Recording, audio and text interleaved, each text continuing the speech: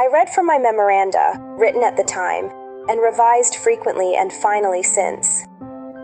Through the general hum following the stage pause, with the change of positions, came the muffled sound of a pistol shot, which not 1/100th part of the audience heard at the time, and yet a moment's hush, somehow, surely, a vague, startled thrill, and then, through the ornamented, draperied, starred, and striped spaceway of the president's box, a sudden figure, a man, raises himself with hands and feet, stands a moment on the railing, leaps below to the stage, a distance of perhaps 14 or 15 feet, falls out of position, catching his boot heel in the copious drapery, the American flag, falls on one knee, quickly recovers himself, rises as if nothing had happened.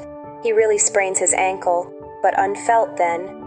And so the figure, Booth, the murderer, dressed in plain black broadcloth, bareheaded, with full, glossy, raven hair, and his eyes like some mad animal's flashing with light and resolution, yet with a certain strange calmness, holds aloft in one hand a large knife, walks along not much back from the footlights, turns fully toward the audience, his face of statuesque beauty, lit by those basilisk eyes, flashing with desperation, perhaps insanity, launches out in a firm and steady voice the words sic semper tyrannis, and then walks with neither slow nor very rapid pace diagonally across to the back of the stage and disappears.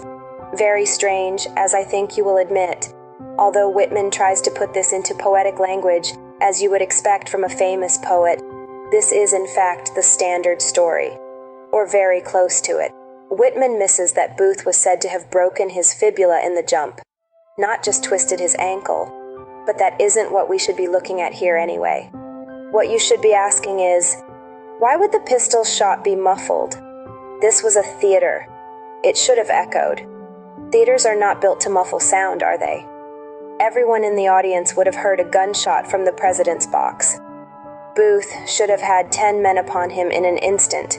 We are told in other variations of the story that Booth fired during loud laughter from the audience, after a joke on stage.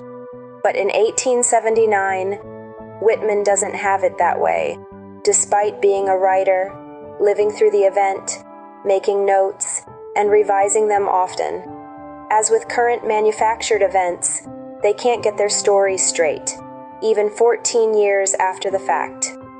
That part of the story should have been very easy to confirm, since they are supposed to have had a theater full of witnesses. And if it was the standard story in 1879, why didn't the paid propagandist Whitman have it in his revised notes?